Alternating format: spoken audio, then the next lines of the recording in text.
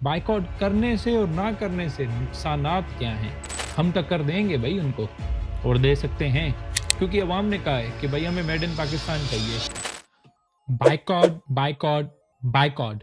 आखिर विदेशी प्रोडक्ट्स के बायकॉट करने से पाकिस्तान को क्या फ़ायदा है? वो सारे प्रोडक्ट्स जिनका आप बायकॉट कर रहे हैं, जी हाँ, आप भी जानते हैं, मैं भी जानता हूँ क्या कह रहा हूँ मैं। लेकिन उनसे पाकिस्तान की इकोनॉमी में क्या फ़ायदा आता है? बायकॉट करने से और ना करने से नुकसानात क्या हैं? क्या पाकिस्तानी कंपनीज़ को वाक़ई कोई फ़ायदा हो रहा है कि नहीं? इससे असरात क्या होंगे? इसके फ़वाइद क्या होंगे? इस वीडियो में जानते हैं। मेरा नाम है Vishal and welcome to Vish vlog. आज हम जानेंगे कि बायकॉट से एक्चुअली जो है वो क्या-क्या फ़ायदे हो रहे हैं, पाकिस्तानी की इकोनॉमी को कोई नुकसान तो नहीं पहुंच रहा, या हो सकता है फ़ायदा पहुंच रहा हो, और पाकिस्तानी कंपनीज़ क्या इससे वाक़ई फ़ायदा उठा रही हैं या नहीं? आइए जानते हैं। पहले बात करते हैं केएफसी की। केएफसी पिछले कई सालों से, इवन मोर देन 100 ईयर से जो है वो दुनिया में बिक रहा है और हर जगह चल रहा है। क्या आपको पता है कि रिसेंटली उन्होंने 65% ब्रांचेस मोरक्को में बंद कर दिए हैं? टर्की में 100% ब्रांचेस बंद कर दिए, उन्होंने बैंक्रप्सी फाइल कर दी है टर्की में।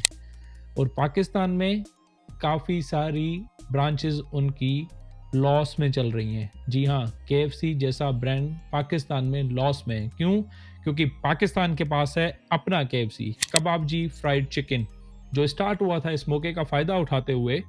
वो कबाबजी वालों का ही है जिनके पास पहले देसी खाने हुआ करते थे, फिर उन्होंने बर्गर वगैरह इंट्रोड्यूस किए, और फिर इन्होंने अलग से चेन शुरू कर दी, केएफसी कबाबजी फ्राइड चिकन, और उसको रजिस्टर्ड करवा लिया इन्होंने, जो शुरू हुआ था अप्रैल 1 2025 को। और चलते चलते अब जाके उनके पास 18 से ज़्यादा जो है वो लोकेशंस हैं, और सारी प्राइम लोकेशंस उन्होंने कवर कर रखी हैं मेट्रोपॉलिटन सिटीज़ में।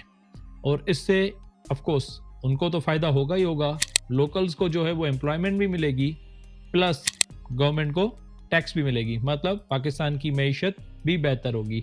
ना सिर्फ ये, अगर बात करें कोका कोला और पेप्सी को, तो वर्सेस अपना नेक्स्ट कोला कोई अभी नहीं आया, वो स्टार्ट हुआ था 2016 में। ये है मीज़ान फूड्स का। मीज़ान फूड्स और मीज़ान बेवरेजेस काफ़ी टाइम से पाकिस्तान में काम कर रही हैं, और ये स्टार्ट हुआ था अपना 2016 के करीब, जैसे मैंने आपको बताया, और इन्होंने टक्कर दी है कोको कोला और पेप्सी को। और ये सब बायकॉट की वजह से ही इन्होंने बढ़ाया। पहले अगर आप देखेंगे 2022 या 2023 से पहले, तो इनकी प्रोडक्शन लाइन जितनी थी, मतलब जितनी कैपेसिटी इनकी बन सकती थी, उसमें ये सिर्फ और सिर्फ 22% ही बना रहे थे, और सेल्स इनकी काफ़ी कम थी। मतलब मीज़ान बेवरेजेस जो है वो स्ट्रगल कर रही थी प्रॉफिट कमाने के लिए, मीज़ान फूड्स फिर भी कुछ हद तक प्रॉफिट में था। लेकिन जब से ये बायकॉट बायकॉट की आवाज़ चली है और नेक्स्ट कोला हर जगह पे अवेलेबल हुआ है, क्योंकि अवाम ने कहा है कि भाई हमें मेड इन पाकिस्तान चाहिए, उसके बाद भाई ये छा गए हैं। ना सिर्फ जो है वो इनकी प्रोडक्शन लाइन 100% चल रही है, बल्कि दिन रात चल रही है, और इन्होंने ये तक कहा था पिछले महीने कि हमें न्यू प्रोडक्शन लाइंस खोलनी पड़ेंगी। मतलब मजीद एम्प्लॉयमेंट, मजीद इन्वेस्टमेंट, ऑफ कोर्स गवर्नमेंट को मजीद टैक्स जाएगा। वो आगे की बात है कि गवर्नमेंट उसको कैसे यूटिलाइज करती है। बहरहाल, अगर गवर्नमेंट ईज पैदा करे बिजनेस में, तो पाकिस्तान में बहुत टैलेंट है, बहुत सारी चीज़ें हैं। आप लोगों ने रिसेंटली नेस्ले, एक्वाफिना, इन पानियों का जो है वो भी बायकॉट किया था, और आपने स्टार्ट किया था पाकोला का पानी पीना, और बाकी सारे जो हैं जो लोकल ब्रांड्स हैं। लेकिन आपको पता है पाकोला स्टार्ट कब हुआ था? पाकोला स्टार्ट हुआ था 1950 में। अपने प्राइम मिनिस्टर लियाकत अली जो हैं, उन्होंने स्टार्ट करवाया था, मतलब उन्होंने इनॉग्रेशन की थी, और 1950 में ये स्टार्ट होने वाला पाकोला 90s और 80s के किड्स की दिल की धड़कन है, क्योंकि हम दिल से पसंद करते थे इसको, क्योंकि इस जैसी टेस्ट कहीं नहीं मिलती दुनिया में यार। आइसक्रीम सोडा का वो ग्रीन कलर का, हा।